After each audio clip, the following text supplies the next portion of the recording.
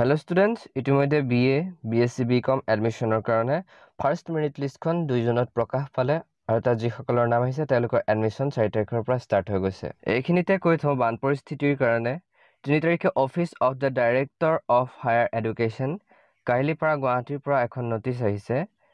তাত তেওঁলোকে এডমিশন আৰু সেকেন্ড মেৰিট লিষ্ট স্পট এডমিশনৰ ডেটসমূহ আগতকৈ সালসলনি কৰিছে।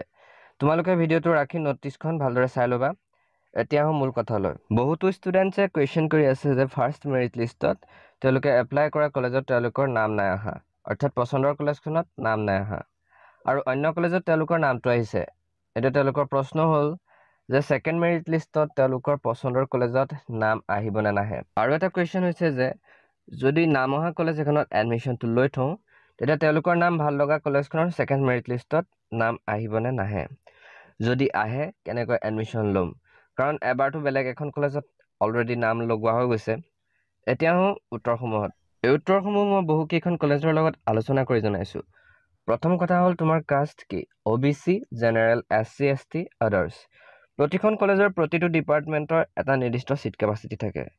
গতিকে তোমালোকৰ প্ৰথমে এটা কাম কৰিবা যে কলেজখনৰ ফাৰ্ষ্ট মেৰিট লিষ্টখন চেক কৰিবা। প্ৰথমে তোমাৰ কাষ্টটো কি, তোমাৰ কাষ্ট চাই ফাৰ্ষ্ট লিষ্টখনত আগৰবাৰ কাট অফ কিমান সেইটো চাবা। সো ইয়াত জেনেৰেলৰ 98%ৰ পৰা আহি 86%ত ৰৈছে আৰু OBC 86%ৰ পৰা আহি 82%ত ৰৈছে। ইয়াৰ পৰা তুমি অনুমান কৰিব পাৰিবা যে তোমাৰ পাৰ্চেন্টেজটো সেকেন্ড মেৰিট লিষ্টৰ কাৰণে যোগ্য নে অযোগ্য, আহিব পাৰে নে নোৱাৰে। বহুত কলেজত প্ৰিফাৰেন্স মতেও তোমাৰ নাম আগত বা পাছত আহিব পাৰে।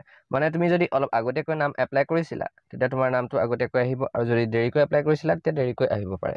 আৰু তোমালোকে পৰ্টেলটো এবাৰ চেক কৰিবা যে কেতিয়াবা তোমালোকৰ ডকুমেণ্টছ ৰিআপলোড কৰিবলৈ আহে, যদি তোমালোকে ৰিআপলোড নকৰা সেইটো তোমালোকে প্ৰব্লেম দিব পাৰে। দ্বিতীয় কথা, প্ৰথমখন কলেজত নাম লগোৱাৰ পাছত পাছৰখন কলেজত যদি নাম আহে তোমালোকে নামটো লগাব পাৰিবা, বাট তাৰ কাৰণে কেইটামান কথা মানি চলিব লাগিব। সেইকেইটা হৈছে সেকেন্ড মেৰিট লিষ্টত নাম ওলোৱাৰ লগে লগে তোমালোকে সেইদিনাই আগৰ কলেজখনত গৈ নামটো কেঞ্চেল কৰাবগৈ লাগিব আৰু তাৰ কাৰণে এখন এপ্লিকেশ্যন দিবা। যদি ফ্ৰী এডমিশ্যন হোৱা নাছিলে, পইচা দিছিলে, তেতিয়া পইচা ৰিটাৰ্ণ কৰিবৰ বাবে আবেদন কৰিবা আৰু তাৰ নাম কেঞ্চেল কৰিলে তুমি পাছৰখন কলেজত একচেপ্ট কৰি এডমিশ্যন ল'ব পাৰিবা। আৰু শেষত এটা অপশ্যন আছে স্পট এডমিশ্যন, তাত যদি তোমালোকৰ চিট থাকেগে তেতিয়া তোমালোকে তাত গৈ এডমিশ্যন ল'ব পাৰিবা যদি যোগ্য বুলি তোমাক তেওঁলোকে বিবেচিত কৰে। আজিৰ ভিডিঅ'ত এইখিনি কথাই আছিল। যদি কিবা সুধিব লগা আছে তোমালোকে কমেণ্ট বক্সত কমেণ্ট কৰিবা, তোমালোকক মই ৰিপ্লাই দিবলৈ চেষ্টা কৰিম।